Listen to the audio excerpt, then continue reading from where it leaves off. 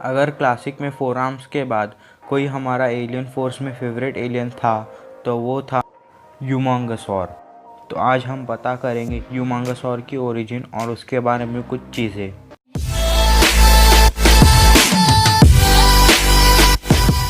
इसकी स्पीशीज़ वैक्सोसोरियन है और इसका होम वर्ल्ड टेराडीनो है और ये इसका अकेले का होम वर्ल्ड नहीं है।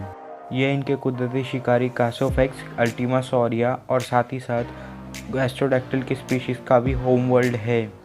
ये जगह तो बहुत ही ब्यूटीफुल थी, लेकिन वैक्सोसोरियन यहाँ पे शांति से नहीं रहते थे, जिसकी वजह से टेराडीनो पहले ऐसा दिखता था, लेकिन इनके झगड़ों की वजह से बाद में वो ऐसा हो गया।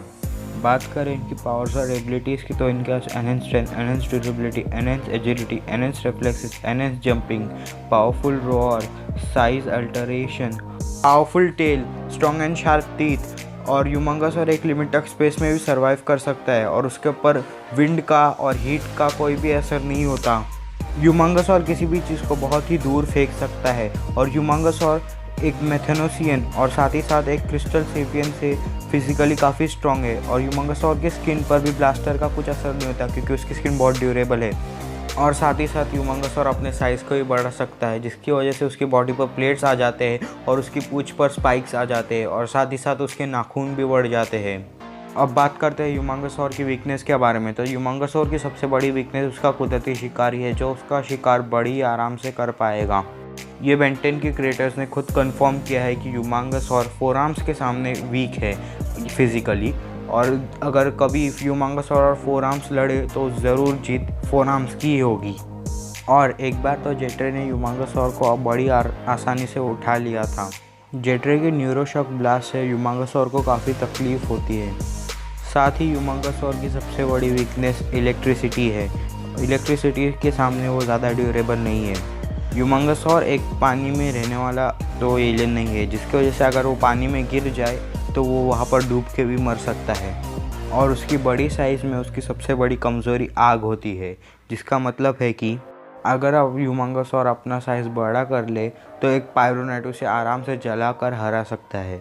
अब बात कर लेते हैं अल्टरनेट्स की। तो फिर बेन 23 के यूमांगसॉर का नाम डायनोमाइटी है और एल्बिडो का नेगेटिव यूमांगसॉर और साथ ही उसका नेगेटिव अल्टीमेट यूमांगसॉर और बायोबेन 10,000 की फ्यूजन फोर मांगसॉर और यूमांगुपसॉरस, ये दोनों ही बायोबेन 10,000 की फ्यूजन है। और आखिर में बेन 10 का पॉजिटिव अल्टीमेट यूमांगसॉर, ये हम सबका फेवरेट है। जिसका ये फेवरेट नहीं है नीचे कमेंट करके बताओ। अब बात कर लेते हैं कुछ फैक्ट्स के बारे में। तो फिर पहले जब यूमांगसॉर के एलियन फोर्स में 3 एपिसोड हुए थे, उसमें इसकी आवाज़ को इलेक्ट्रॉनिकली डीप बनाया गया था और यही वो एलियन था जब बेन 10 पहली बार अल्टीमेट एलियन में ट्रांसफॉर्म हुआ था और इसी का ही हमें अल्टीमेट फॉर्म सबसे पहली बार दिखाया गया था, जो कि था अल्टीमेट यूमांगसॉर। पूरी ओमनीवर्स की फर्स्ट सीज़न में बेन ट्राई करता है यूमांगसॉर में ट्रांसफॉर्म होने का, लेकिन ओमनिट्रिक्स उसे यूमांगसॉर देता ही नहीं है।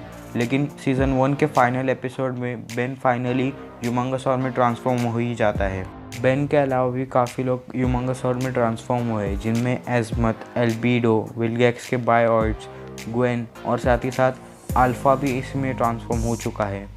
यूमांगसॉर काफ़ी ज़्यादा ट्रांसफॉर्म हुआ एलियन है क्लासिक कंटिन्यूटी में, जो कि 89 बार पूरे दिख चुका है सीरीज़ में। यूमांगसॉर इतना फेमस है कि वो हमें रिबूट में भी दिख चुका है।